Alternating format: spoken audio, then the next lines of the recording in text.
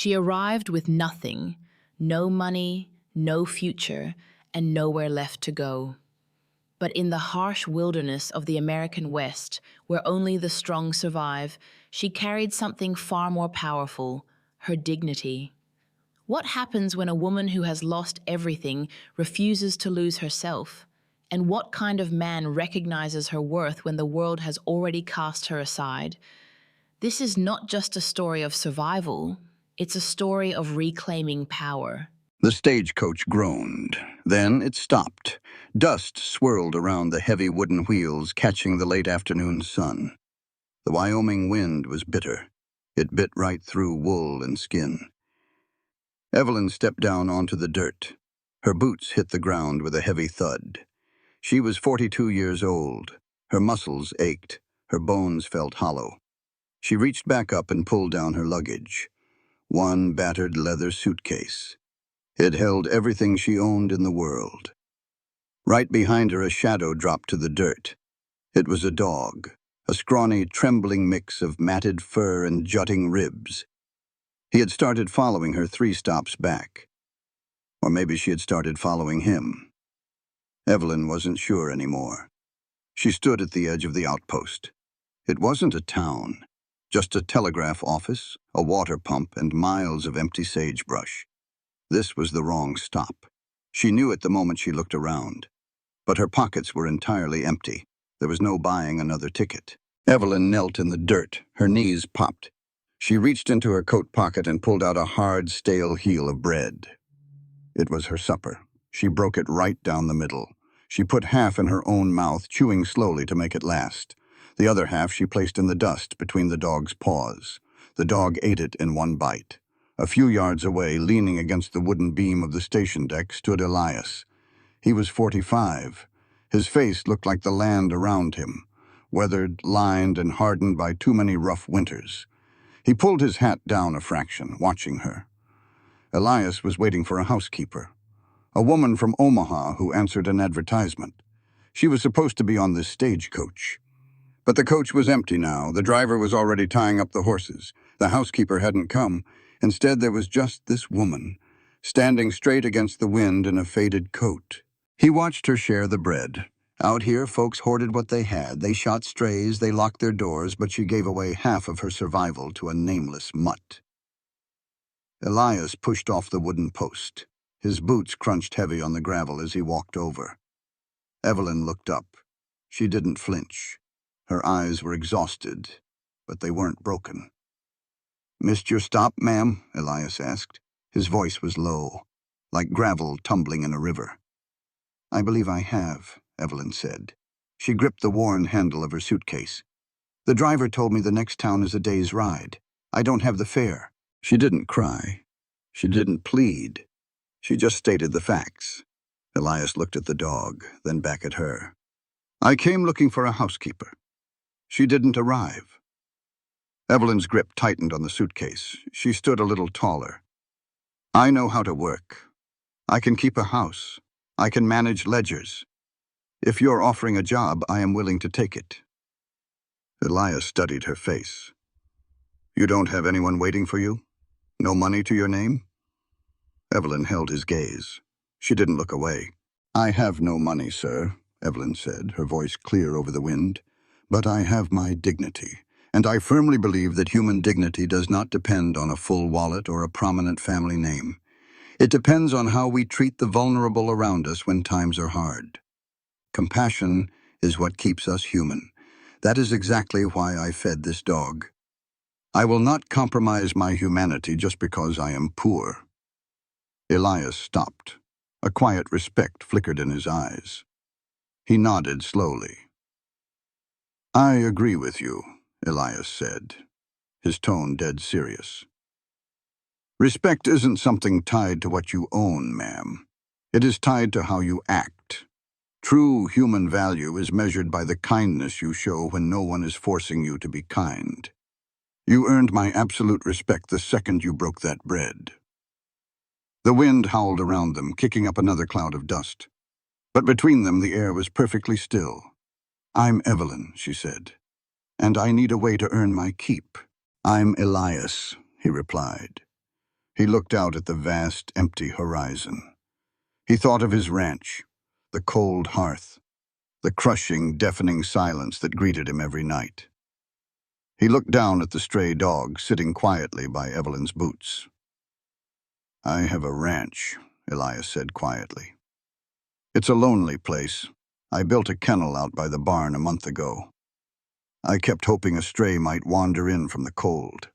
I already started calling that empty kennel Scout. I figured whoever found it would need a name." Evelyn blinked. Her breath caught softly in the cold air. Elias pointed a thick, calloused thumb over his shoulder toward the distant hills. "And upstairs in my house, there is a spare room. It has been empty for years. I started calling it Grace, just to feel like there was something good waiting for me in this world." He tipped his hat back. He looked right into her eyes. "No pity, just an honest offer. You and the dog are welcome to use those exact names, if you want." The wagon rode rough. Every rut in the frozen road felt like a hammer striking the wooden wheels. Evelyn held onto the edge of the wooden seat. Her knuckles went white under her thin gloves. She didn't complain. The wind had died down some, but the cold was still sharp. It settled deep into the bones.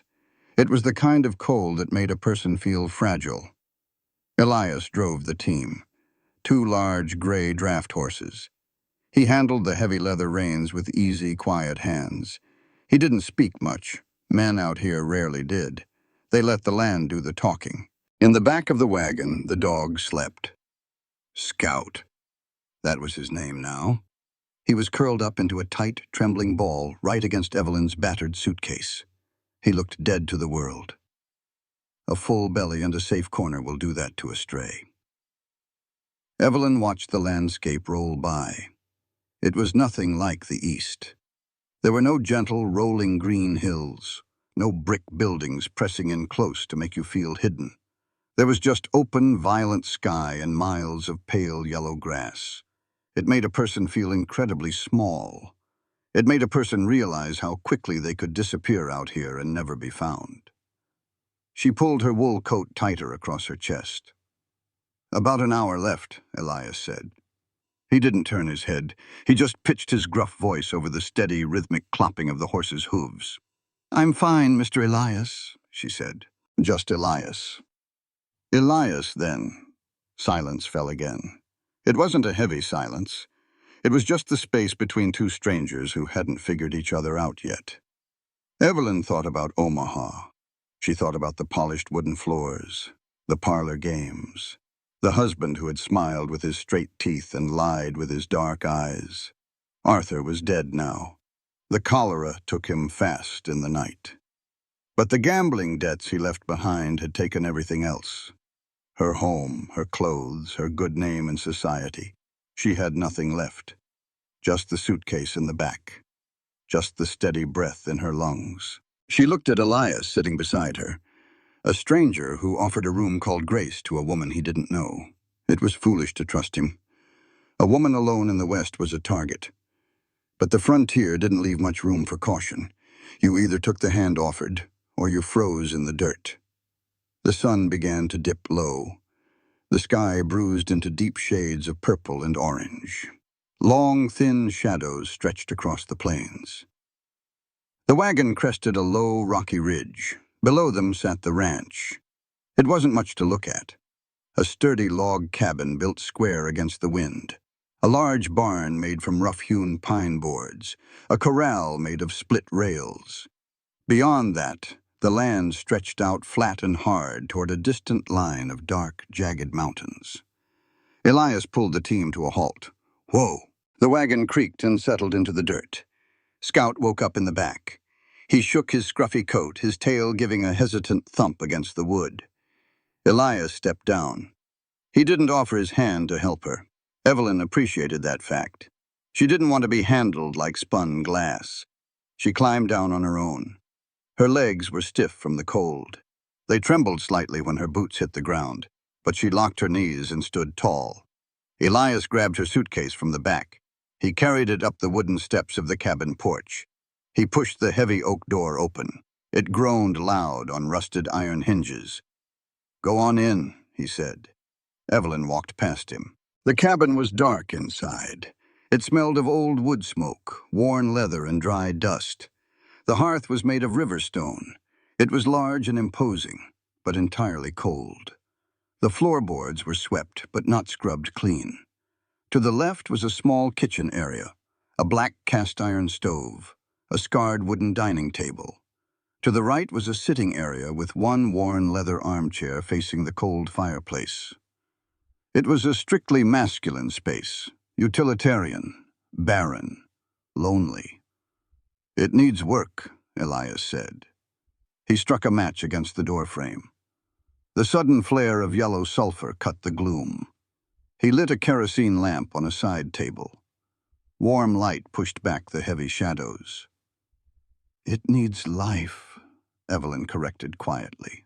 Elias looked at her. He didn't argue. He pointed to a narrow, steep wooden staircase tucked in the corner. "Room is up there, top of the stairs. Bed is made. Blankets are heavy wool." He set her suitcase down at the bottom of the steps. Evelyn looked up into the shadows of the loft, the room called Grace. "I will show you the ledgers tomorrow," Elias said. He turned his back and walked over to the cast-iron stove. "I'll get a fire going now. Make some coffee." Evelyn stood in the center of the room. She didn't move toward the stairs. She didn't move toward the promised warmth of the stove. She just stood there, her posture rigid. "Elias," she said. He stopped. He turned around. He held a piece of split pine firewood in his large hand. "Yeah?" "I need to be very clear with you," Evelyn said. Her voice was steady. It didn't shake, even though her hands were trembling inside her pockets. "I came here because I had nowhere else to go. You saw that at the station. You offered me a place. But I am not a charity case." Elias tossed the wood into the stove. The heavy iron door clanged shut. "Didn't say you were." "I need you to know it," she pressed, taking a half-step forward. "I have relied on the pity of men before. My husband told me not to worry my head with numbers. He told me to sit in the parlor while he ruined us. I have let men dictate my worth based on their charity and their pride. It left me with one suitcase and standing at the wrong stagecoach stop. I will never do it again." Elias leaned back against the kitchen counter. He crossed his thick arms over his chest. He listened. He didn't interrupt. "I am your housekeeper," she said, her chin lifting. "I will manage your books. I will scrub this floor until it shines. I will cook your meals. I will earn every single scrap of bread I eat under this roof. We are entering into a business arrangement, a partnership of labor, nothing less. Do you understand me?" Scout trotted through the open front door. His claws clicked lightly on the wooden floorboards.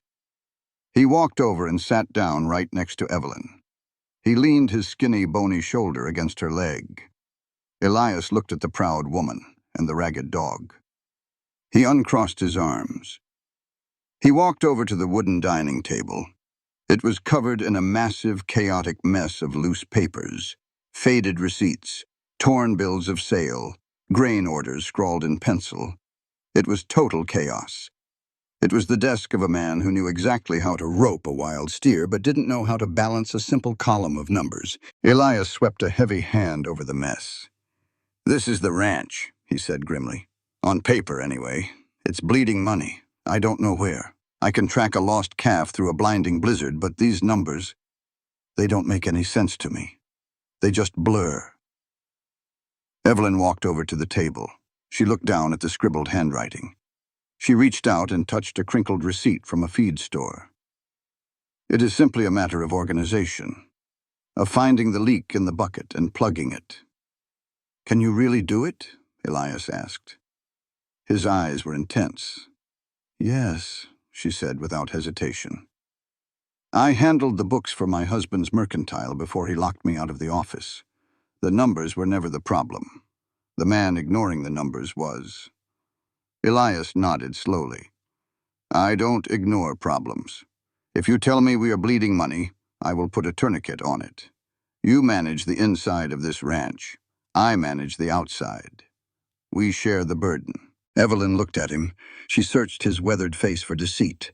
She searched for the condescension she was so used to seeing in men. She found none, just tired, honest lines and a desperate need for help. "It is rare," Evelyn said softly, "to find a man out here who will listen to a woman about matters of business and money." Elias pulled out a heavy wooden chair.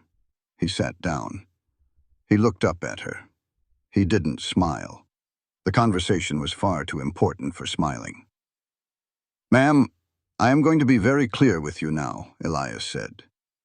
His voice was firm. It carried no doubt. He pointed a thick, calloused finger at the table of ledgers. "Out here in the West, the label of man or woman doesn't plow a field, it doesn't brand a calf, and it sure as hell doesn't balance a ledger. I pay for the value of hard work, not the shape or the gender of the person doing it." Evelyn stood very still. The words washed over her. They felt incredibly foreign. They felt like a heavy chain snapping. "If you work alongside me," Elias continued, his dark eyes locked entirely on hers, "you have an equal voice under this roof. You have a right to question my decisions if they affect this ranch. We discuss things. We decide together. Equality isn't something I hand out like a favor to make myself feel like a good moral man. Equality is a fundamental human right.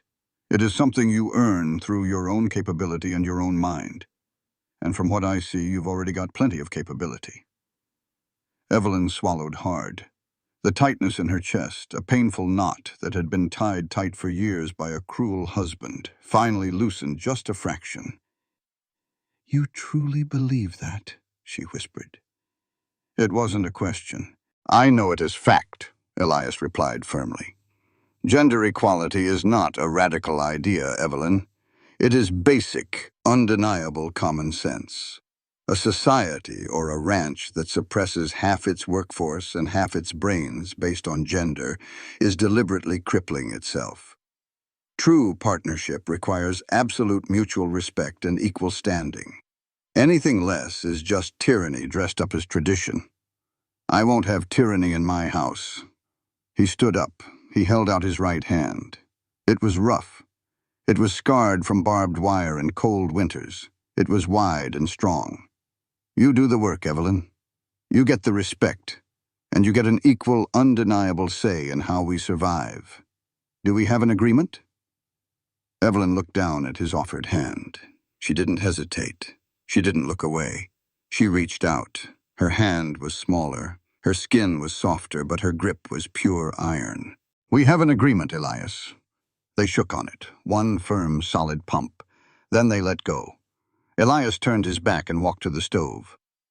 "I will finish making that coffee. You go on upstairs. Look at your room. Put the suitcase away." Evelyn nodded. She bent down and picked up her leather bag. It felt significantly lighter now. She walked toward the narrow stairs. Scout followed right at her heels, his nose bumping the back of her skirt. She climbed the wooden steps. They creaked loud under her weight.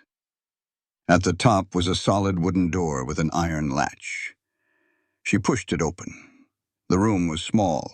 It had a sloped, low ceiling. A single-pane window looked out over the front pasture and the distant mountains. The glass was frosted at the edges with creeping white ice. There was an iron bed frame with a thick, heavy wool quilt, a small wooden washstand, a single iron hook on the wall for a winter coat. It was simple. It was perfectly clean. It was grace. Evelyn walked into the center of the room. She set the suitcase down gently at the foot of the bed. She didn't open it. Not quite yet. She walked to the window and looked out. The sun had finally vanished behind the mountains. The sky was fading rapidly to a deep, bruising gray. The evening wind was picking up again. It rattled the window pane in its frame. But inside the cabin, the air was slowly warming up. She could smell the rich, bitter scent of roasting coffee beans drifting up from the kitchen below. She could hear the sharp crackle of the dry pine wood catching fire in the iron stove. She was still in the middle of nowhere. She was still poor. She was still a widow with a broken past.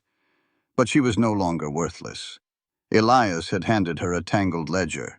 He had handed her a heavy responsibility. Most importantly, he had handed her a voice and promised to listen to it. She turned away from the cold glass of the window. She looked down at the scruffy dog. Scout was already curled into a tight, secure ball on the braided rug next to the bed. He was fast asleep, twitching slightly, as he dreamed of better things. Evelyn unbuttoned her heavy wool coat. She hung it on the wooden peg by the door. Tomorrow, she would carry those ledgers to the table. Tomorrow, she would find the leak in the numbers. She would prove her absolute worth, not to earn a man's charity, but to claim her equal share. She walked back downstairs. The smell of the coffee was much stronger now. The yellow light from the kerosene lamp cast a warm, golden circle over the messy table full of papers. Elias was pouring black coffee into 2 dented tin cups. He handed one across the table to her. It was steaming hot. "Drink up," Elias said. "We start early tomorrow." "I am ready," Evelyn said. She took a slow sip. It was bitter. It was piping hot. It tasted exactly like a fresh start. The morning air was sharp. It felt like breathing ground glass. Evelyn stood on the frozen dirt of the ranch yard. She held an empty tin bucket. Her breath plumed in the pale light. It had been 2 weeks since she arrived. 2 weeks of untangling the chaotic ledgers by the warm stove. But today, she had insisted on helping outside.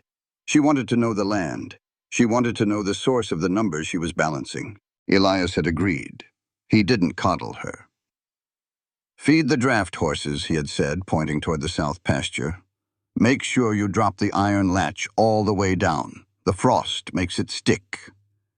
Evelyn had walked to the pasture. She poured the oats into the wooden trough. The massive gray horses ate with loud, crunching snaps. It was terrifying being so close to beasts that size. But she held her ground. When she left, she pulled the heavy wooden gate shut. She lifted the iron latch. It was heavy. Her hands were numb inside her thin gloves. She slammed it down. It made a dull clank against the frost. She thought it was secure. She was wrong. An hour later, Evelyn was back inside. She was sitting at the table, running her finger down a column of feed expenses. The cabin was quiet. Scout was asleep by the stove. Then the heavy oak door swung open. Elias stood in the doorway. He was breathing hard. His face was flushed red from the cold. He held a coiled leather rope in his hand. "The horses are out," Elias said. His voice was flat. It didn't carry anger, just the heavy weight of a problem. The south gate was wide open. They made it halfway to the ridge. Evelyn's blood went entirely cold. She dropped her pencil. It clattered loud on the wood. The horses. The expensive draft horses. The only way Elias could pull a wagon to town for winter supplies. Out here, a lost horse meant a lost life, and she had left the gate open. A familiar blinding panic seized her throat. It was an old reflex, a terrible conditioned response. Back in Omaha, Arthur had punished mistakes with vicious precision. A burnt dinner meant a week of screaming. A mislaid letter meant shattered plates. He had trained her to believe that her worth was tied to absolute flawless obedience. One mistake meant she was useless. One mistake meant she was garbage. Evelyn didn't speak. She couldn't. She stood up. Her chair scraped violently across the floorboards. She turned and practically ran for the narrow wooden stairs. She reached the room called Grace. Her chest heaved. She pulled the battered leather suitcase from under the iron bed. She threw it open. She started grabbing her few folded dresses. Her hands shook violently. She dropped the blouse. She snatched it up and shoved it into the leather bag. She had to pack. She had to be ready to leave. He was going to throw her out. He was going to scream. She had failed. The contract was broken. She heard the heavy thud of Elias's boots on the stairs. Evelyn squeezed her eyes shut. She braced herself. She waited for the yelling. She waited for the insults to rain down on her. Elias stepped into the doorway. He looked at the open suitcase on the bed. He looked at Evelyn, who was trembling like a trapped rabbit. He didn't yell. He didn't step toward her. He stayed right by the doorframe. He kept his hands at his sides, open and visible. "Evelyn," Elias said quietly. She flinched. "I will be gone in 5 minutes," she whispered rapidly, her eyes locked on the floor. "You won't have to drive me. I will walk to the stagecoach station. I know I ruined it. I know the horses are the lifeblood of this place. I am packing. Please, just don't shout." Elias looked at her hands. They were gripping the edge of the suitcase so hard her knuckles were stark white. He let out a long, slow breath. "I caught the horses," Elias said. His voice was perfectly steady. "They were looking for sweetgrass under the snow. I roped them. I led them back. They are in the barn. They are safe." Evelyn stopped packing. But she didn't let go of the suitcase. "I made a mistake," she said, her voice cracking. "A massive mistake. You said you pay for the value of hard work. I jeopardized your livelihood. I failed." Elias took one step into the room. Just one. "Put the suitcase down," Elias said. "I can't," she breathed. "Put it down, Evelyn, and look at me." She slowly opened her hands. The leather lid dropped flat. She forced her chin up. She met his dark eyes, bracing for the disgust. There was none. Just a profound, quiet sadness. "Listen to me very carefully," Elias said. The room was utterly still. Even the wind outside seemed to pause. A person's dignity does not lie in never making a mistake. It lies in having the courage to make it right. You are a human being, not a machine, not a slave. You have the fundamental right to fail on this ranch. You have the right to learn from it. Evelyn stared at him. The words didn't make sense. Her mind, battered by years of cruelty, couldn't process them. "He used to scream," Evelyn whispered, the words slipping out before she could stop them. "Arthur, if I forgot to wind the parlor clock, he told me I was entirely worthless. He told me a woman who makes mistakes is a woman without value." Elias's jaw tightened. A muscle feathered in his cheek, but his voice remained impossibly calm. "Your husband was a coward," Elias stated flatly. "And he was a liar. He used fear to control you because he was weak. I am not him. And this ranch is not Omaha." Elias pointed a finger toward the frost-covered window. "Out here, survival is hard. Mistakes happen. I've left gates open. I've broken wagon axles. I've lost calves to the cold. If a mistake stripped a person of their worth, I would be the most worthless man in Wyoming territory." He walked closer. He stopped just a foot away. He looked down at her. "I want you to hear this, Evelyn, and I want you to remember it," Elias said, articulating every single word. "Human dignity is unconditional. It is not something you lose just because you fumbled an iron latch. You do not have to be perfect to deserve respect. You just have to be trying. Do not strip yourself of the right to just be a normal, flawed human being. Do not let a dead man's cruelty dictate your worth in my house." Evelyn felt a hot tear track down her cold cheek. She didn't wipe it away. The tight, suffocating knot in her chest broke. It didn't loosen. It snapped completely. The heavy burden of needing to be flawless, of walking on eggshells for a decade, shattered right there on the wooden floorboards. She looked at the suitcase. Then she looked back at Elias. "I didn't push the latch down hard enough," she said. Her voice was finally steady. "The frost held it up. I thought it dropped, but I didn't check it twice." Elias nodded. "Next time you kick it with the heel of your boot. That breaks the ice. That's all there is to it. A lesson learned." "A lesson learned," Evelyn repeated. Elias reached out. He gently closed the lid of the suitcase. He pushed the brass clasps down. They clicked shut. "Unpack your dresses," Elias said. He turned and walked back to the stairs. "When you're done, come downstairs. We have coffee to drink, and you still have a ledger to balance." He walked down the stairs. The heavy steps faded. Evelyn stood alone in the room called Grace. She looked at the closed suitcase. She reached out and traced the worn leather. Then she opened the clasps. She took her blouse out. She hung it back on the wall. She was staying. She was allowed to be human. The sky didn't turn dark, it turned white. It happened with terrifying speed. At noon, the sun was a pale yellow coin in a gray sky. By 2 o'clock, the sun was gone. A solid wall of blinding white clouds swallowed the mountains. Then it swallowed the plains. Evelyn was at the kitchen table. She was making bread dough. Her hands were deep in flour. She looked up at the window. The glass was shaking violently. The wind didn't howl. It screamed. It sounded like a train derailing right outside the front door. The temperature plummeted. The water in the wash basin in the corner began to form a thin crust of ice, even with the stove burning hot. Elias had gone out to the barn an hour ago. "I need to check the roof ties on the barn," he had said, pulling down his heavy wool hat and tying a scarf over his face. "The pressure is dropping too fast. Just a few minutes. Lock the door behind me so the draft doesn't kill the fire."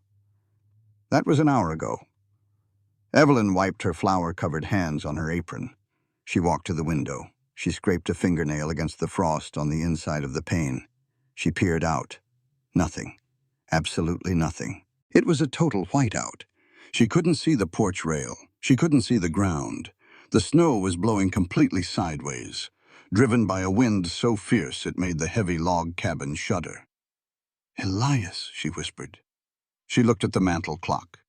It ticked loudly in the quiet room. 65 minutes. Out in a Wyoming blizzard, a man could freeze to death 20 feet from his own front door. The wind stole your breath. The whiteout stole your direction. You ended up walking in circles until your legs gave out. Elias had told her that on her first week here. Evelyn didn't hesitate. The panic from the horses was gone. This was different. This wasn't a mistake. This was survival. She ran to the pegs by the door. She pulled on her heaviest wool coat. She wrapped a thick woolen scarf around her neck and pulled it up over her nose and mouth. She shoved her hands into heavy leather work gloves. Scout whined. The dog was pacing nervously by the door. The hair on his back was standing straight up. Animals always knew when death was close. Evelyn grabbed the heavy coil of hemp rope hanging on the wall. Elias used it for rigging the wagon. She tied one end securely to the heavy iron handle of the front door. She tied the other end tightly around her own waist. She had to stay tethered. If she let go of the cabin, she would be lost forever in the white void. She opened the door. The wind hit her like a physical blow. It knocked her backward a full step. The cold was instantaneous and agonizing. It felt like a million tiny needles driving into her exposed skin. Snow blew into the cabin, instantly covering the floorboards. She pushed forward. She forced the door shut behind her until it latched. She was on the porch. The roar of the storm was deafening. "Find him, Scout!" Evelyn yelled, her voice instantly swallowed by the wind. She didn't know if the dog understood, but Scout pushed past her legs. The dog dropped his nose to the snow. He sniffed frantically, then began to push forward off the porch. Evelyn followed. She kept the rope taut behind her. She counted her steps. 1, 2, 3. The snow was already up to her knees. Her legs burned with the effort of pushing through the drifts. She couldn't see her own boots. She just followed the dark, moving shape of the dog ahead of her. 15 steps. 20 steps. The rope jerked tight at her waist. She had reached the end of her tether. She was 30 feet from the cabin. She still couldn't see the barn. She couldn't see anything. "Elias!" she screamed. It tore her throat. Nothing, just the screaming wind. Scout barked, a sharp, desperate sound.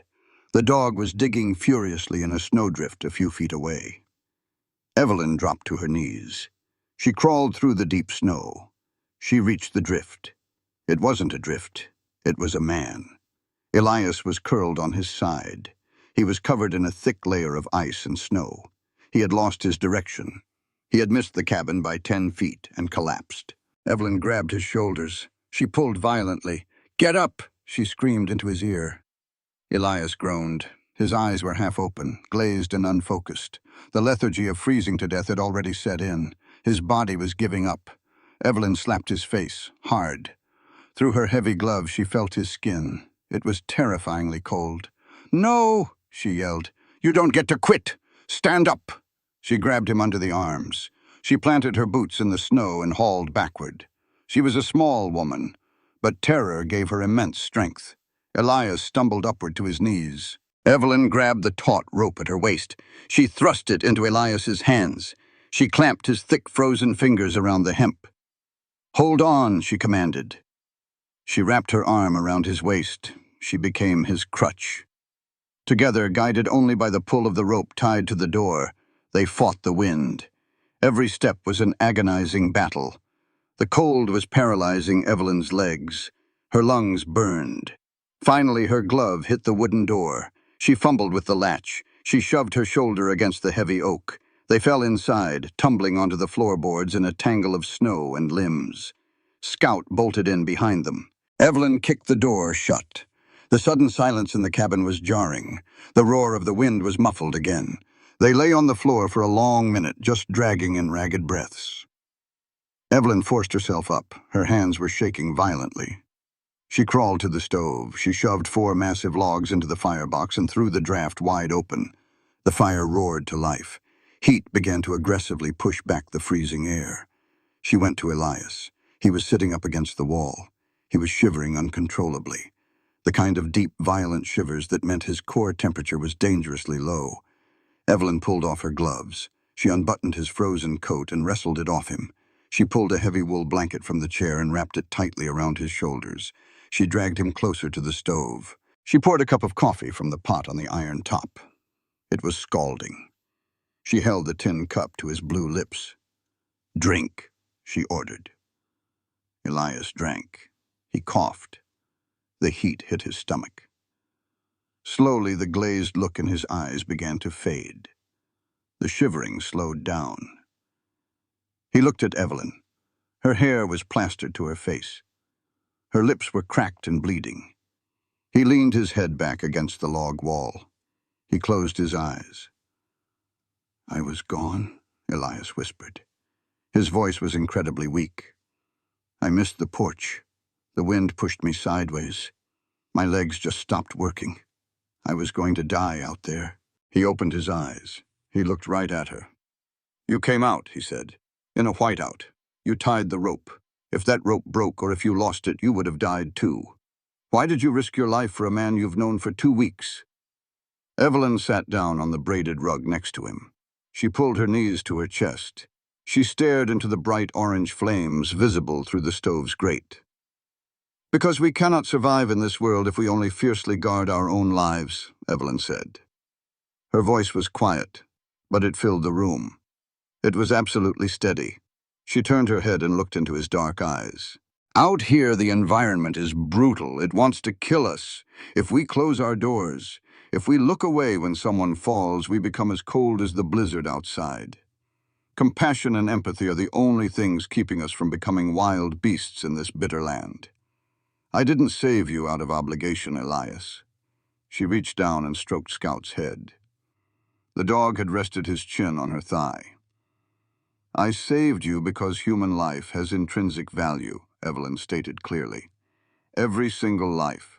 To sit in a warm cabin and let a man freeze to death 10 feet away is a violation of human decency. It is a crime against the heart. Saving you was also my way of holding on to my own humanity. We survive together or we perish alone. There is no middle ground." Elias watched the firelight dance across her bruised, exhausted face. He saw the iron will beneath her soft features. He saw a woman who had been broken by the world, yet somehow emerged with a heart fiercely dedicated to preserving life. He reached out from under his wool blanket. His hand was still trembling slightly. He placed his rough hand over hers. "We survived together," Elias repeated softly. Outside, the storm screamed in the darkness. It threw ice against the window panes. It battered the walls. But inside the cabin, bathed in the glow of the iron stove, the cold couldn't reach them. They had drawn a line in the snow, and they stood on the same side of it. The wind finally died just before dawn. It didn't fade away. It just stopped. 1 minute the cabin was shaking. The next there was only a heavy, deafening silence. Evelyn sat on the braided rug next to the iron stove. The fire was burning low. The iron radiated a dull, steady heat. Beside her, Elias was asleep. He was leaning against the log wall, wrapped in the heavy wool blanket. His breathing was slow. It was even. The dangerous, shallow rattle of the cold was gone. Scout lay across his boots. The dog's tail twitched in a dream. Evelyn looked at the window. It was completely blocked. A solid wall of white snow pressed flat against the glass. They were buried.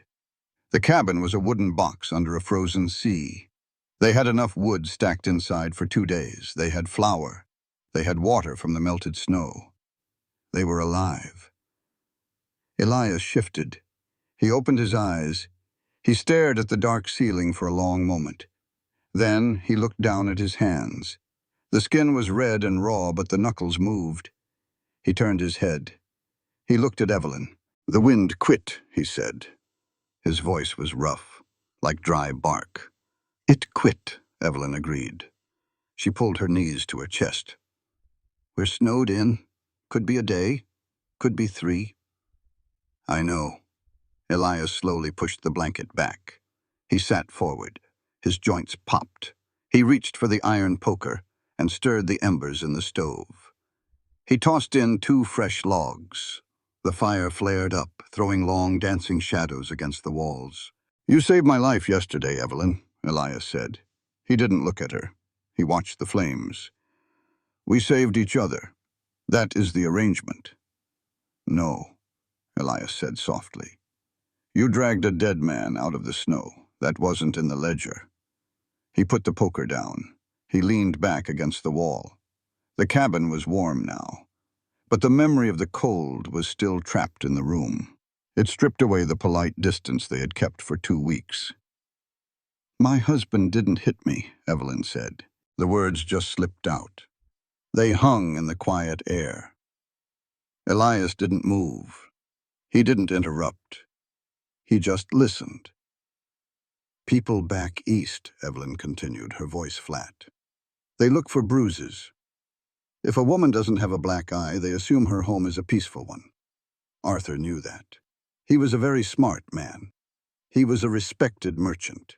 He knew how to break things without leaving a mark." She picked at a loose thread on her woolen skirt. "He isolated me, systematically. If I made a friend at the church, he would host a dinner and casually mock my intelligence in front of them. He made sure they laughed. Eventually, I stopped talking. If I bought a dress with the allowance he gave me, he would look at it and sigh. He wouldn't yell. He would just look disappointed. He would say, 'It's a shame you don't have the figure for silk, Evelyn.' Eventually, I stopped buying clothes. I wore the same gray wool for 4 years. Scout whined softly in his sleep. He took the ledgers away. He said my mind was too fragile for numbers. He said I was a child playing in an adult's world. He told me I was useless. He told me I was a burden." She looked up. She looked at the dancing fire.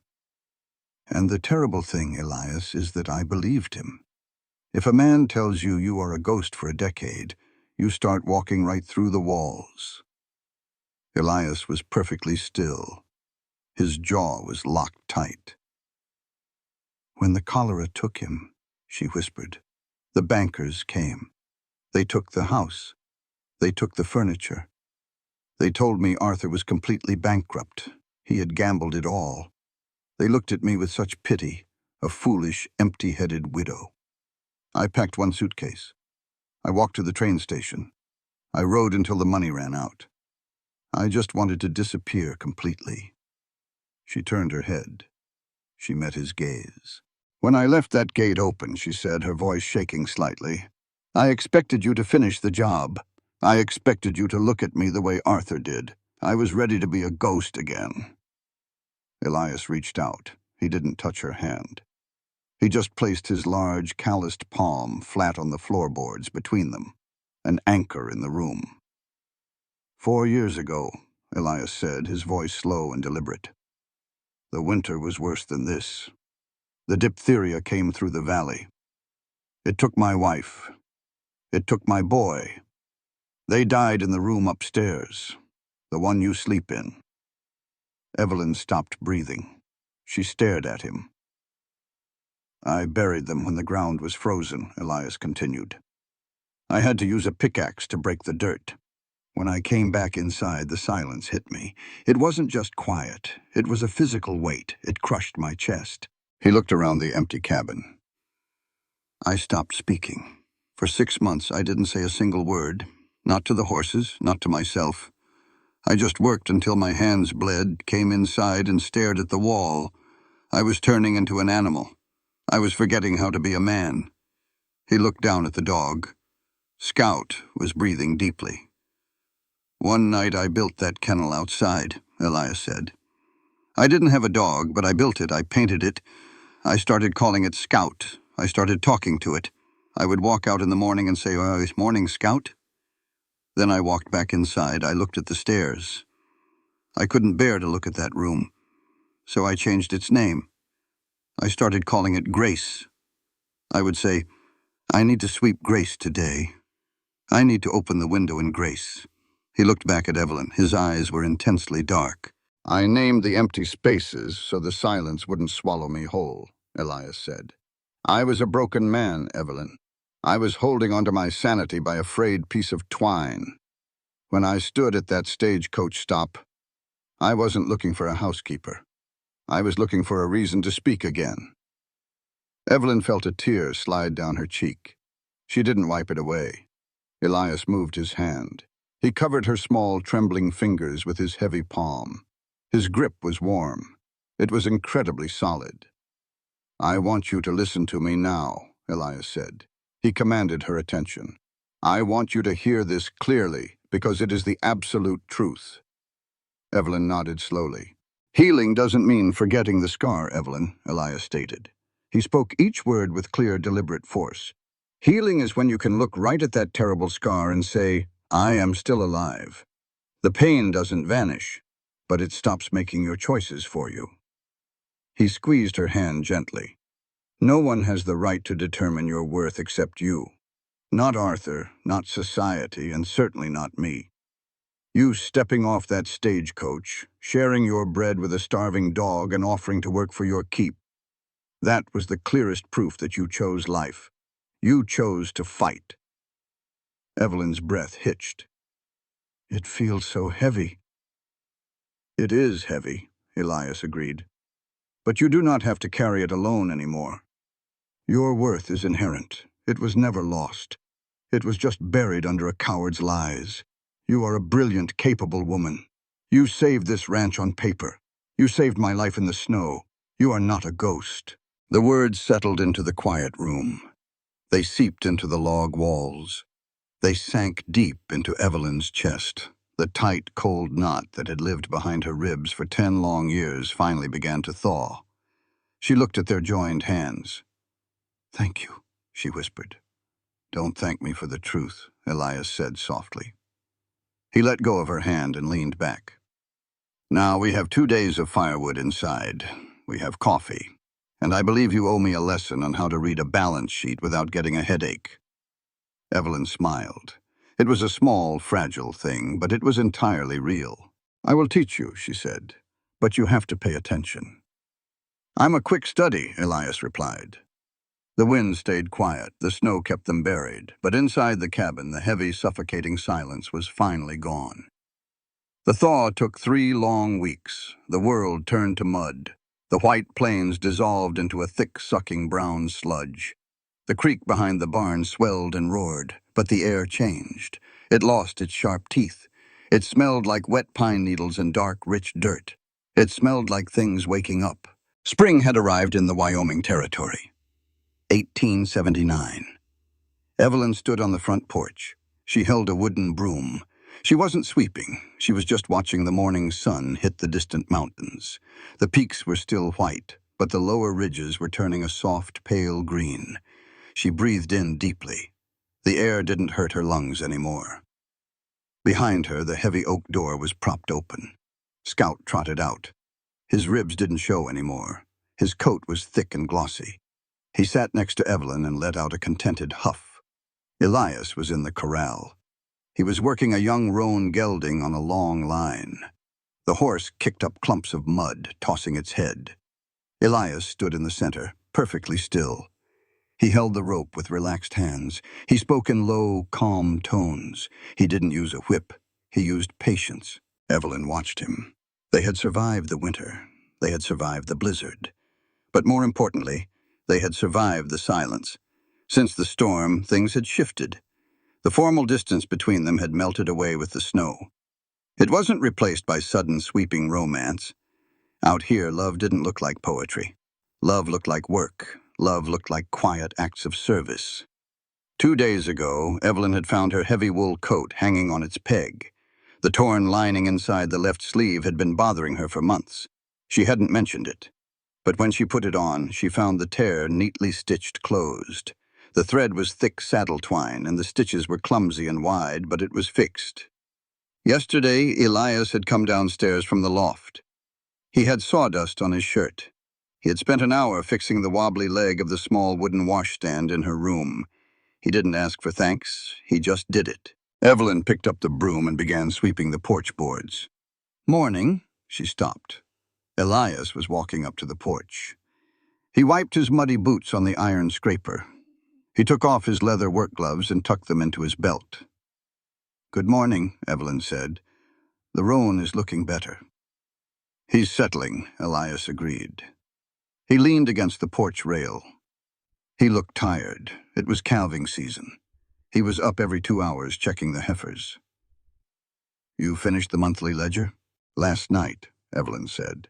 "We are out of the red, Elias. Barely.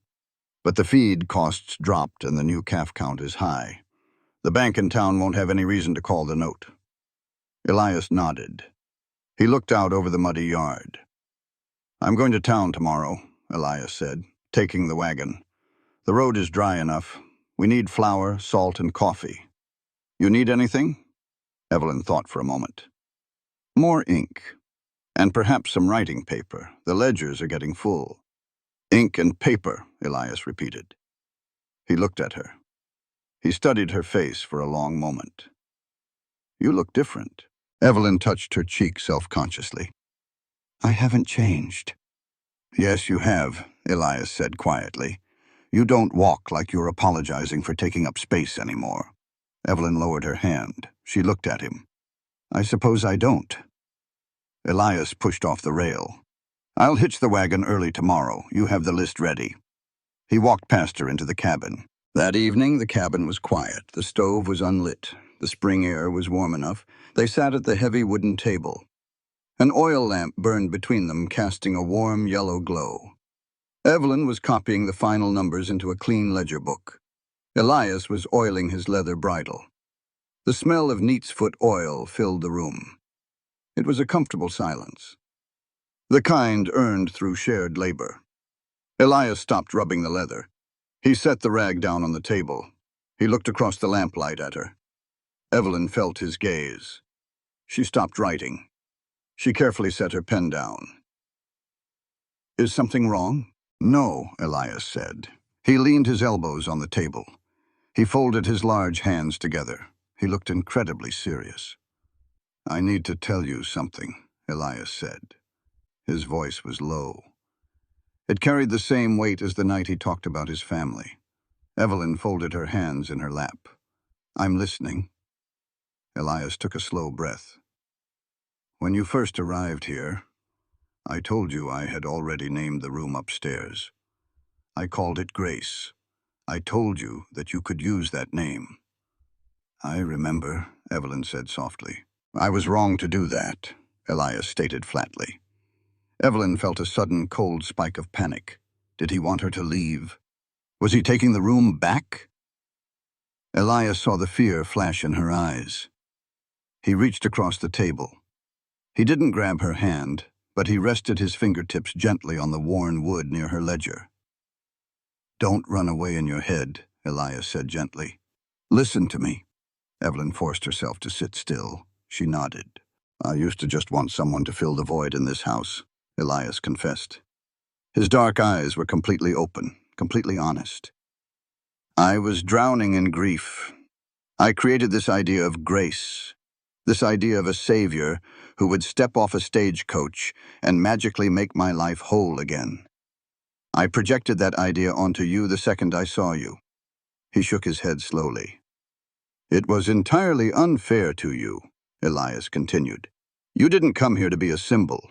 You didn't come here to be my salvation. You came here carrying your own heavy suitcase. You came here fighting for your own life. Evelyn watched him.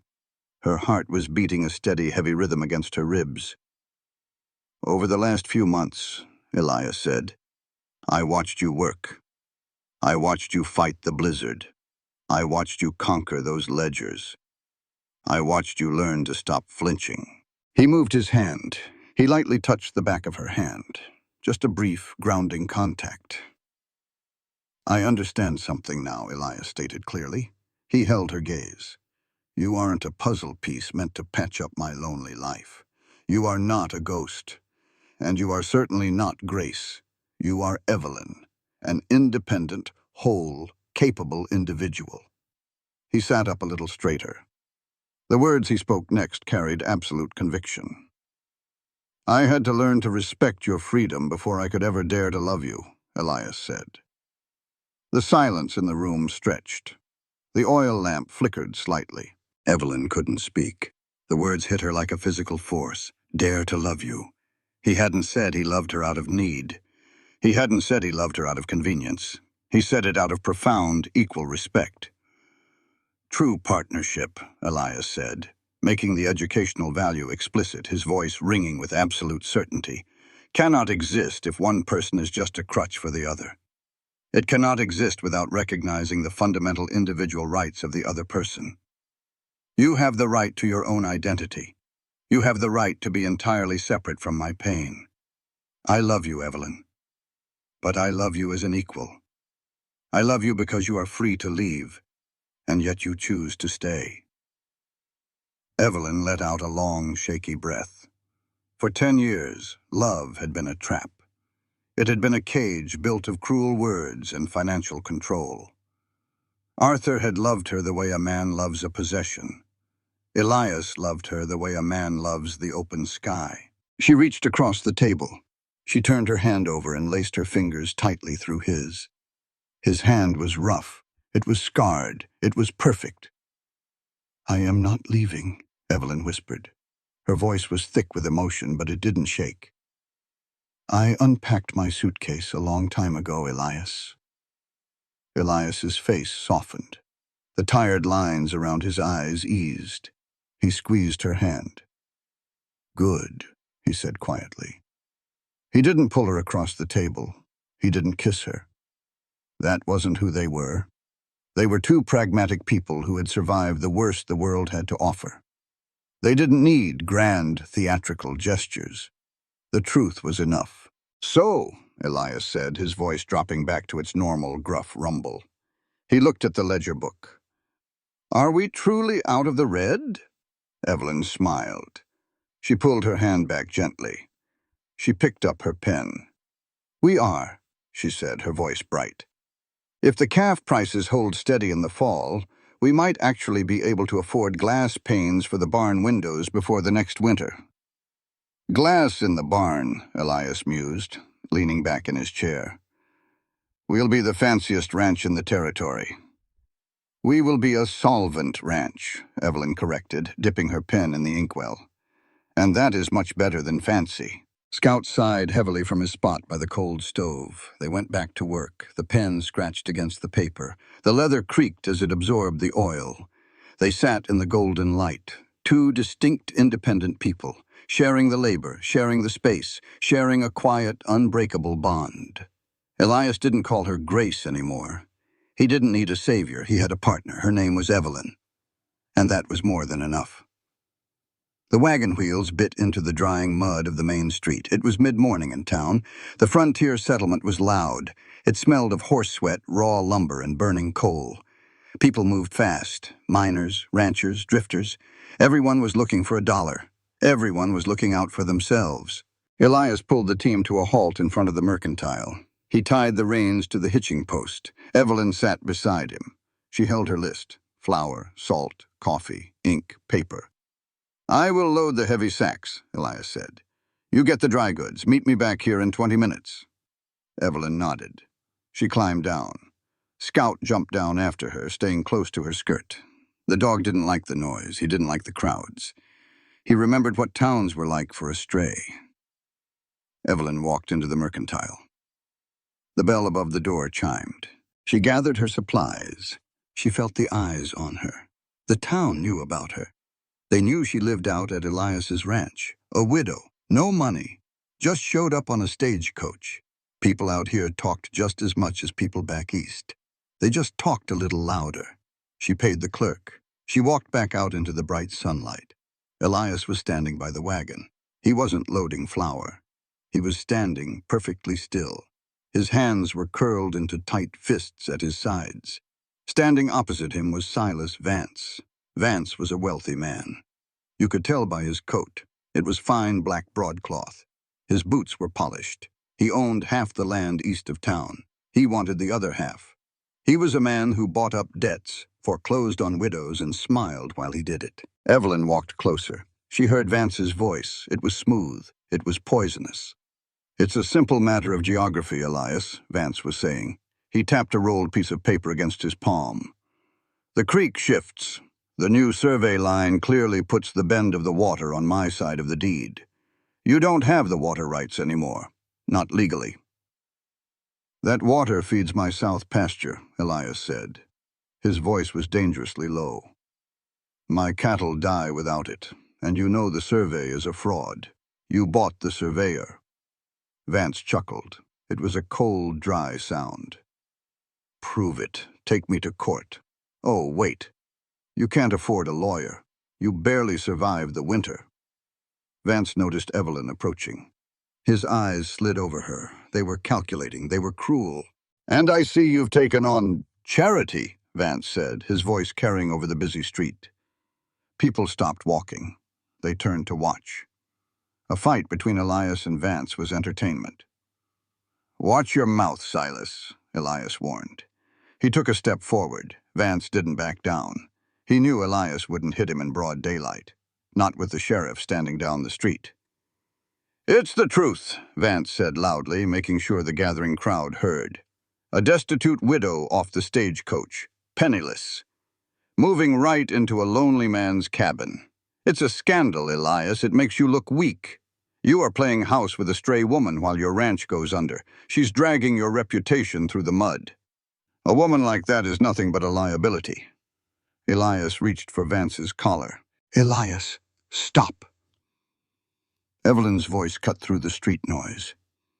It wasn't loud, but it was entirely steady. It was the voice of a woman who had managed ledgers, the voice of a woman who had faced down a blizzard. Elias froze. He dropped his hand. He stepped back, but his eyes never left Vance. Evelyn walked up. She stood right beside Elias. She didn't hide behind him. She looked directly into Silas Vance's arrogant face. Mr. Vance, Evelyn said. Mrs. Whatever your name is, Vance sneered. My name is Evelyn, she said. She didn't blink. And you will address me as such. Vance scoffed. I don't take orders from beggars. Evelyn took a step forward. The crowd was dead silent now. Even Scout sat up straight, sensing the tension. You think you are clever, Evelyn said, her voice ringing clear across the dusty street. You think you can intimidate this ranch by attacking my character. You think that because I arrived here poor, I am entirely without value. You are deeply mistaken. She pointed a finger directly at Vance's chest. Do not use a woman's past to intimidate her, Evelyn stated. She spoke each word with absolute, piercing clarity. The educational weight of her words was deliberate. Do not weaponize my lack of money as a tool to strip away my dignity. The law and human rights were established exactly for this reason. They were built to protect the vulnerable from men like you. Men who use wealth and loopholes to trample on others. Vance's smile faltered. He wasn't used to being spoken to like this, certainly not by a woman. You talk big for someone living on a handout, Vance spat. I earn my keep, Evelyn countered fiercely.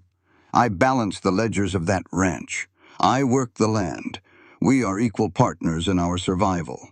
And as his partner, I tell you this, we will look at that survey, we will challenge it, because justice does not belong exclusively to the rich. She stood tall. The wind caught her faded wool coat. She looked like iron. Human dignity is not something you can buy, Mr. Vance, she declared loudly, ensuring the entire crowd heard her. And human rights are not something you can foreclose on. Every person standing on this street has a fundamental right to be treated with respect, regardless of their gender or the coins in their pocket. You might steal this land through corruption, but you can never buy our respect, and you will never make me lower my head. The street was quiet. A murmur rippled through the crowd. A few of the townsfolk, people who owed Vance money and hated him for it, actually nodded. Vance's face turned a dark, ugly red. He glared at Evelyn, then he glared at Elias. "You'll lose the water, Elias," Vance hissed, "and then you'll lose the land." He turned on his heel. He walked away, his heavy boots stomping angrily on the wooden boardwalk. Elias stood perfectly still. He looked at Evelyn. His eyes were wide with a profound, quiet awe. Evelyn's hands were shaking slightly. Now that it was over, the adrenaline was draining away, but she didn't collapse. She took a deep breath. "Let's load the flour," she said quietly. "Yes," Elias said. "Let's load the flour." They rode back to the ranch in silence, but it wasn't the silence of strangers anymore. It was the silence of an army returning from a skirmish. They had won the battle. But the war had just begun. The cabin was dark. It was 3 in the morning. The fire in the stove had burned down to glowing red embers. The wind pushed gently against the log walls. Evelyn sat on the edge of the iron bed in her room. She was fully dressed. She stared at the battered leather suitcase resting on her quilt. It was open. Her few dresses were folded inside. Her boots were tied tight. She was leaving. The confrontation in town had broken something open inside her. Not fear of Silas Vance, but fear for Elias. Vance was right. She was a liability. She had spent the entire evening looking over the ledgers. The numbers were tight. If Vance dragged them into a legal battle over the water rights, Elias would lose. He didn't have the cash to fight a corrupt court. And Vance was only pushing this hard because he hated Elias's pride. He hated that Elias had publicly stood beside a ruined widow. Arthur's voice echoed in the dark corners of her mind. It was a vicious, familiar whisper. "You ruin everything you touch, Evelyn. You are a burden. You drag good men down." She squeezed her eyes shut. She tried to push the voice away. She tried to remember Elias's words from the winter, but the panic was too loud. If she stayed, Vance would use her to destroy Elias. He would humiliate him in town. He would use her past to taint Elias's good name. The town would turn against the ranch. If she left, Elias could focus. He wouldn't have to defend her. He wouldn't have a target on his back. Leaving was the right thing to do. It was a sacrifice. It was the only way to protect the man she loved. She closed the suitcase. She fastened the brass buckles. They clicked loudly in the quiet room. She picked it up. She walked quietly down the narrow wooden stairs. Scout was sleeping by the stove. He woke up when her boot hit the floorboards. The dog stood up. He walked over and nudged her leg. He looked up at her, confused. "Shh," Evelyn whispered. She knelt down and stroked his head. "You stay here, Scout. He needs you. You're a good dog." Scout whined. He didn't want to stay. He sat down hard on her boot. Evelyn gently pushed him aside. She grabbed her coat from the peg. She opened the heavy oak door. The night air was sharp and cold. She slipped out into the dark. The stagecoach station was a 5-mile walk. The moon was bright enough to see the wagon ruts. She started walking. The suitcase hit against her leg with every step. It felt heavier than it ever had before. Back at the cabin, Elias woke up. He didn't know why. The wind hadn't changed. The horses weren't kicking in the barn. But his eyes snapped open in the dark. Something was wrong. The air in the house felt entirely empty. He threw off his blanket. He walked out of his room. He looked at the kitchen area. The stove was glowing. Scout was sitting by the front door, whining softly, scratching at the wood. Elias looked at the pegs by the door. Evelyn's coat was gone. He took the stairs 2 at a time. He pushed the door to her room open. The bed was empty. The suitcase was gone. Panic, cold and absolute, hit his chest. It was worse than the blizzard. It was worse than the diphtheria. Because this time the person he loved was choosing to leave. He didn't bother grabbing his coat. He ran out the door. He sprinted to the corral. He grabbed a bridle off the fence post. He shoved it onto the roan gelding in the dark. He didn't bother with a saddle. He vaulted onto the horse's bare back. He kicked the horse hard. Go! The roan surged forward. They tore down the dirt road. The moon cast long, frantic shadows across the plains. Evelyn saw the station ahead. It was just a dark, wooden silhouette against the night sky. The stagecoach was due at dawn. She would sit on the bench and wait. She would buy a ticket to nowhere. She heard the hoofbeats. They were fast. They were reckless. She stopped. She turned around. A horse came tearing down the road. It pulled up hard, its hooves sliding in the dirt, kicking up a cloud of silver dust in the moonlight.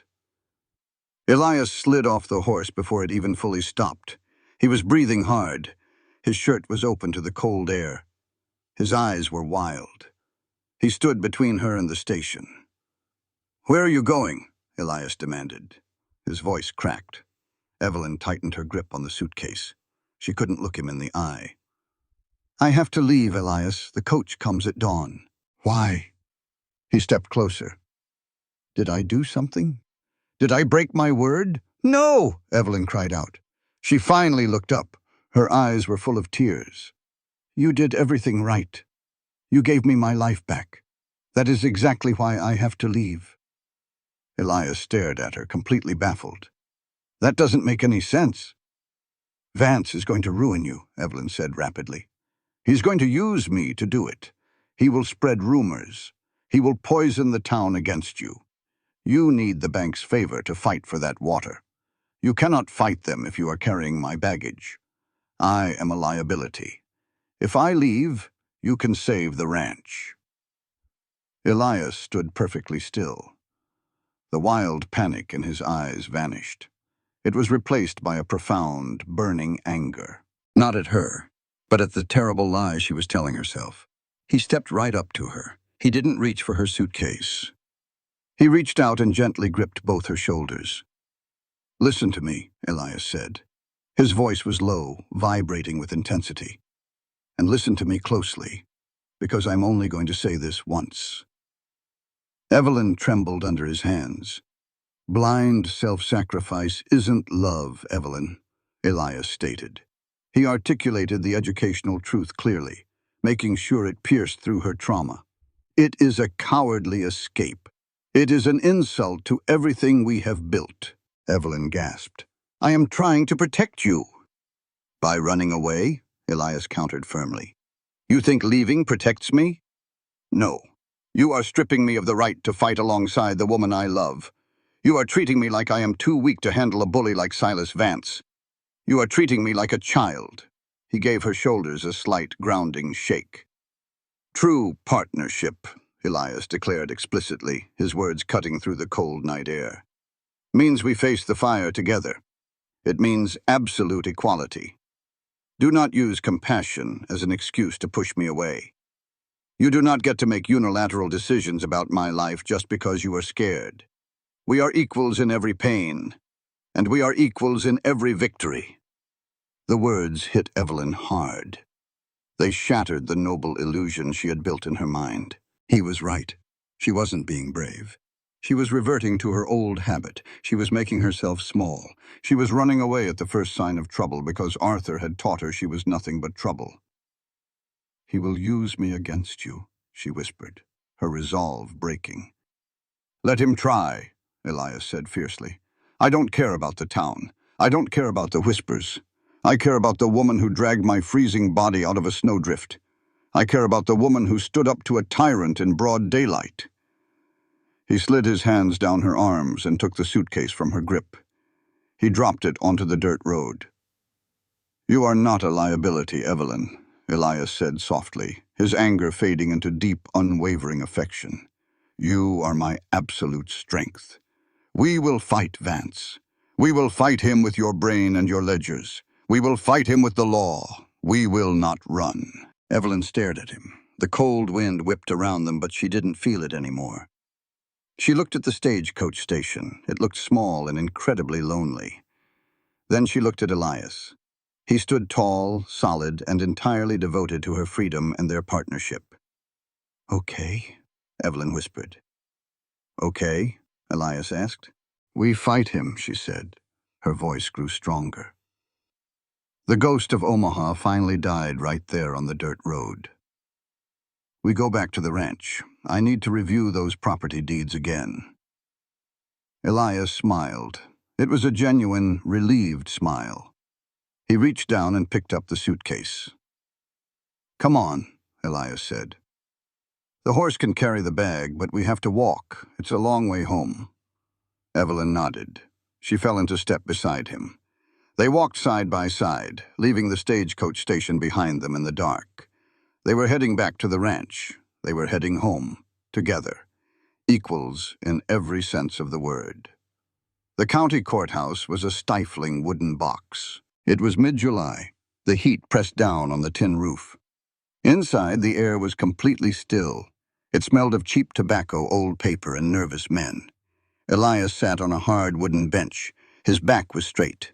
His hat was in his hands. Evelyn sat beside him. She wore her gray wool dress.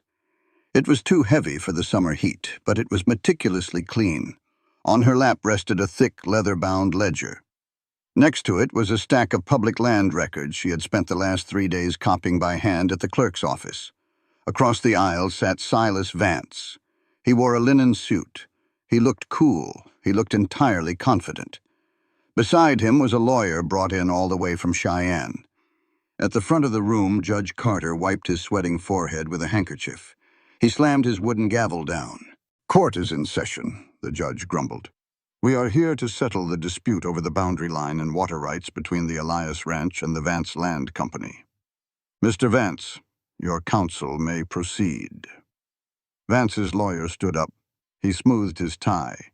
He spoke for 10 minutes. He used big words. He talked about topographical shifts. He talked about the natural rerouting of the creek bed following the spring thaw. Finally, he unrolled a large sheet of thick paper. "Your Honor," the lawyer said smoothly, "we submit this official survey, conducted just last month by Mr. Thomas Reed, a licensed surveyor. It clearly shows the creek bend, and therefore the water access falls entirely on Mr. Vance's side of the property line." The judge took the map. He adjusted his spectacles. He looked at it for a long time. Then he looked over at Elias. "Mr. Elias," the judge said, "a licensed survey is hard to argue with. Do you have a counter-survey or a lawyer to speak for you?" Elias didn't stand up. He didn't speak. He simply looked at Evelyn. He gave her a single firm nod. Evelyn stood up. A ripple of whispers moved through the crowded courtroom. Vance leaned back and smiled a thin, cruel smile. He thought this was a joke. He thought Elias had finally broken. Evelyn walked up to the wooden railing separating the gallery from the bench. She carried her ledger and her stack of papers. She placed them down carefully. She didn't rush. "Your Honor," Evelyn said. Her voice was clear. It didn't tremble. It carried all the way to the back row. "My name is Evelyn. I am the bookkeeper and equal partner of the Elias Ranch. I will be speaking for our claim." The judge frowned. "Ma'am, this is a complex legal and mathematical matter. Are you sure Mr. Elias doesn't want to speak for his own land?" "Mr. Elias manages the cattle," Evelyn replied respectfully but firmly. "I manage the numbers, and the numbers in this case are telling a very loud lie." Vance's lawyer scoffed loudly. "Your Honor, I object to this theatrical nonsense. A housewife with a diary cannot contest a licensed topographical survey." "I will ask you to let me finish," Evelyn said, turning her head to look directly at the lawyer. Her gaze was like cold iron. The lawyer actually stepped back. She turned back to the judge. She opened her ledger. "Mr. Vance claims the creek shifted during the spring thaw," Evelyn said. He claims this new survey, dated June 5th, reflects that natural shift. That is the claim, the judge agreed. It is a fascinating claim, Evelyn said. She picked up a piece of paper from her stack. Because according to the town's public freight manifests, which I reviewed yesterday, Mr. Thomas Reed, the surveyor, shipped his transit and measuring equipment back to Chicago for repairs on April 12th. The equipment did not return until June 20th. The courtroom went dead silent. Vance sat forward. His confident smile vanished. Furthermore, Evelyn continued, her voice ringing with absolute authority. She picked up another paper. I have here a copy of the bank's wire transfer logs from May 1st. It shows a transfer of $500 from Silas Vance to an account held by Thomas Reed. $500 is exactly 10 times the going rate for a standard boundary survey. She placed the paper down on the railing. She looked the judge right in the eye. Mr. Reed didn't survey that land in June, Evelyn stated. He didn't have the tools to do it. He drew a line on a map from memory, pushed the creek onto Mr. Vance's property, and took $500 to sign his name to the fraud. The judge looked at the papers. He looked at the wire transfer log. His face turned a deep, angry red. He glared at Vance. Is this true, Silas? The judge demanded. Vance stood up. He was furious. This is absurd. She is twisting public records. She has no right to audit my private transfers. They are public logs, Mr. Vance, Evelyn countered instantly. Held in the county clerk's office for anyone who cares to look. I cared to look. Vance pointed a trembling finger at her. You are nothing but a destitute tramp. You came here with nothing. You think you can walk into a courtroom and ruin a man of my standing? Your standing is built on theft, Evelyn said. She didn't raise her voice. She didn't have to. The truth was heavy enough to crush him. She turned to face the gallery.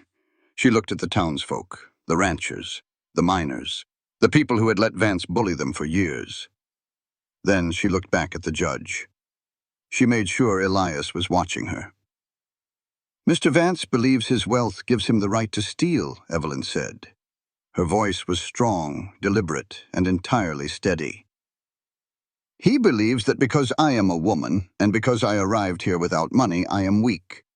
He expected us to solve this with guns, because that is how the West has always bled.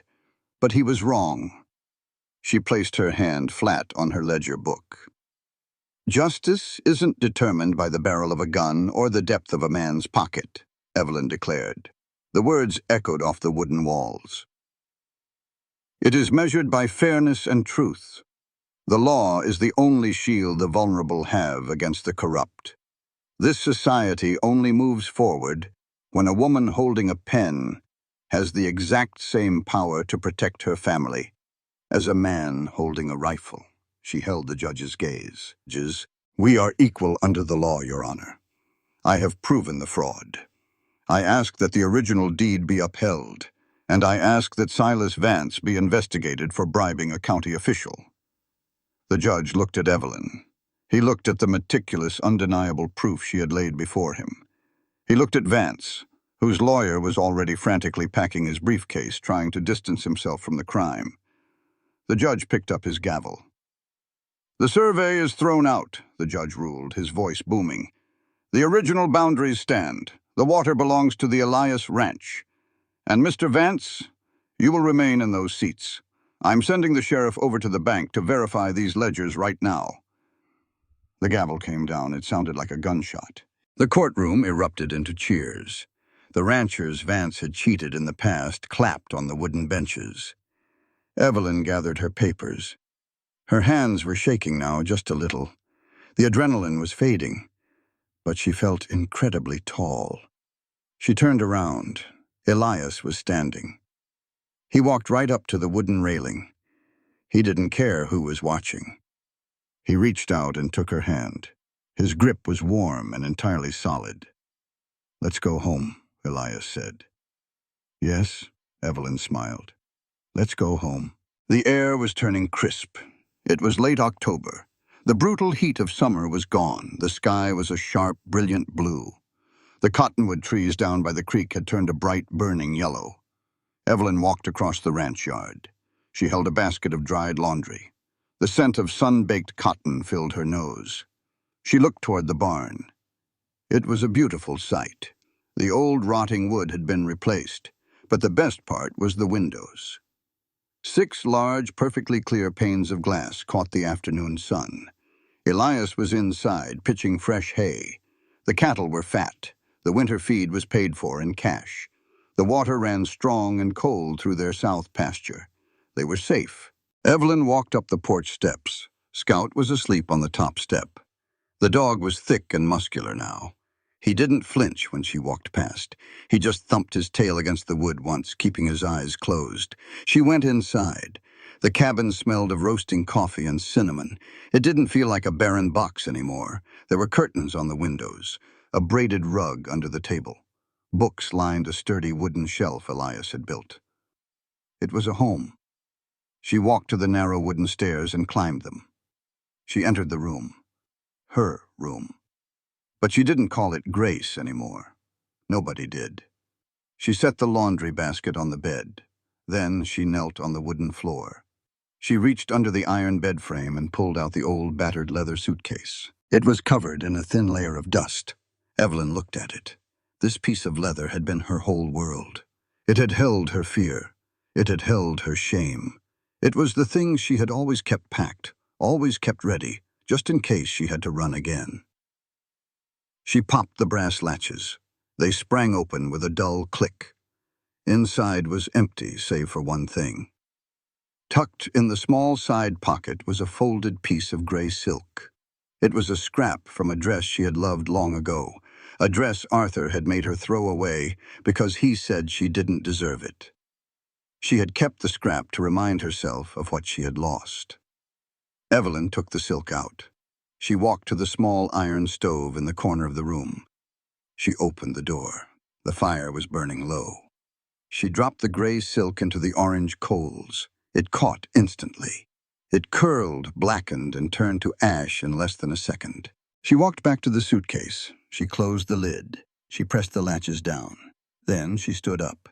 She carried the heavy leather case down the hall to the small attic door.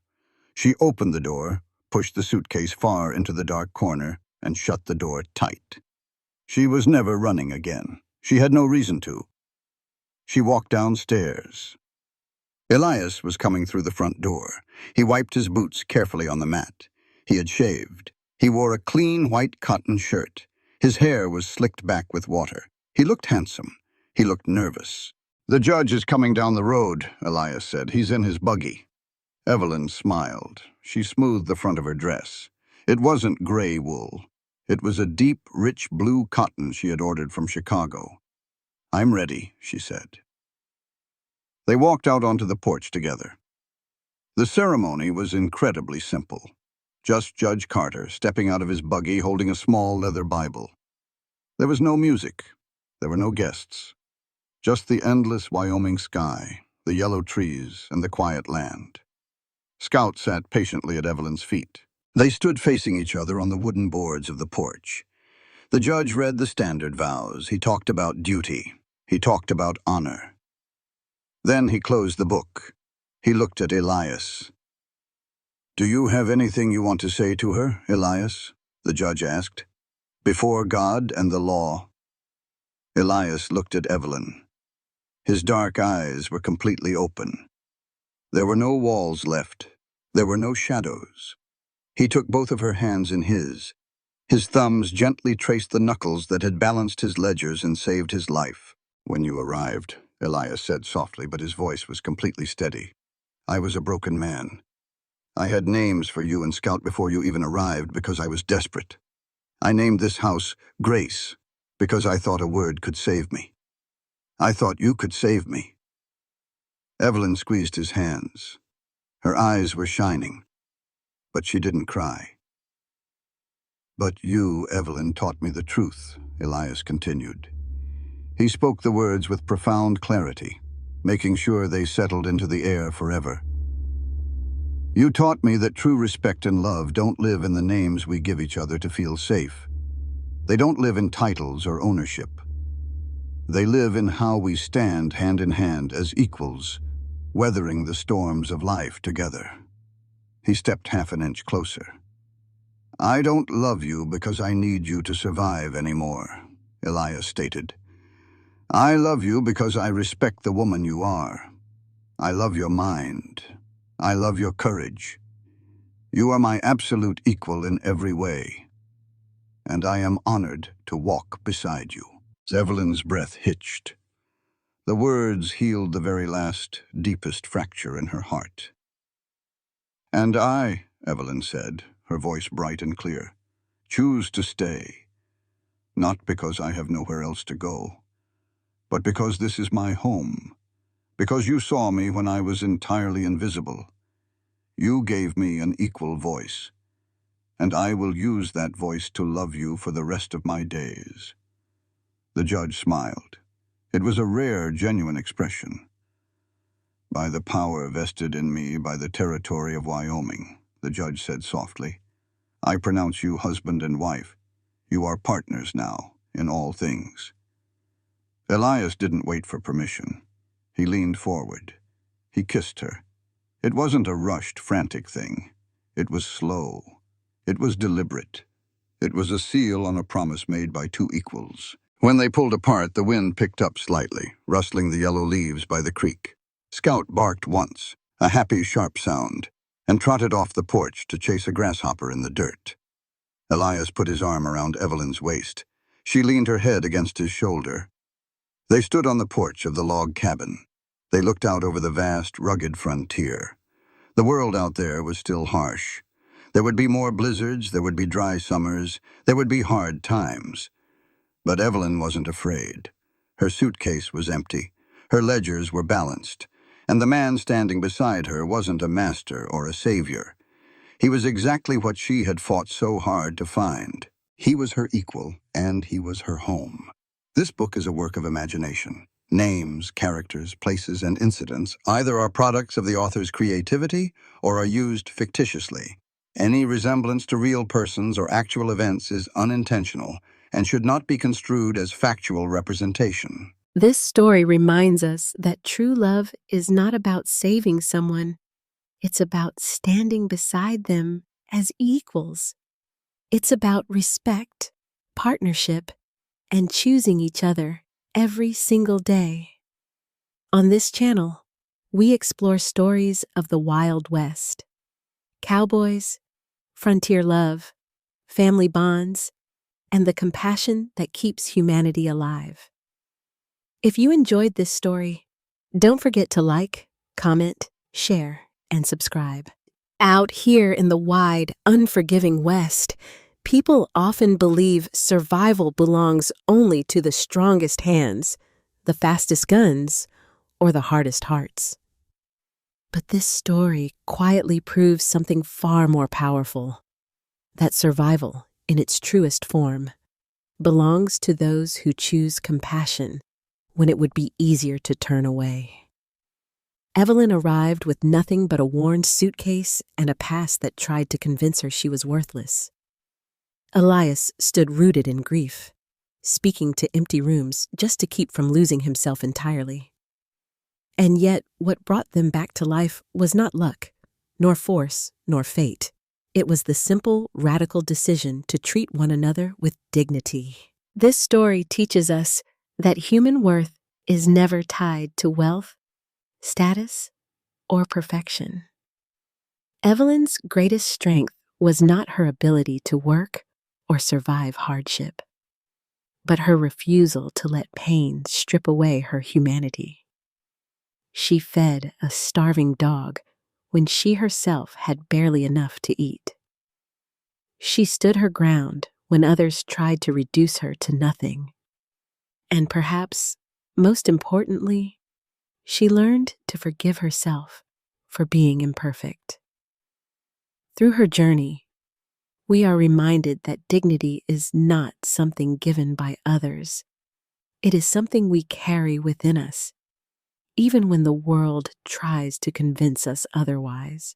Elias, in his own way, teaches a different but equally vital truth, that real strength lies in respect. In a time and place where many men measured power through control, he chose partnership. He listened. He trusted. He treated Evelyn not as someone to save, but as someone to stand beside. And in doing so, he found something greater than survival. He found connection, purpose, and a reason to keep building forward.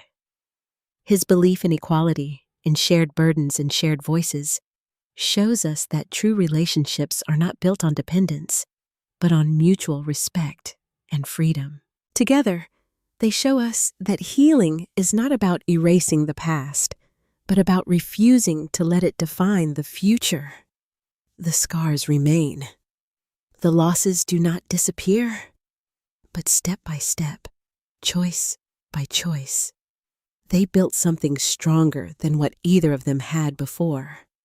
Not because they needed each other to be whole, but because they chose each other as equals. And maybe that is the deepest meaning this story leaves us with. In a world that can be as cold and relentless as a winter storm, it is compassion that keeps us human, dignity that keeps us standing, and connection that keeps us alive. We do not survive alone. We survive together through kindness, through courage, and through the quiet strength of choosing to care when it matters most.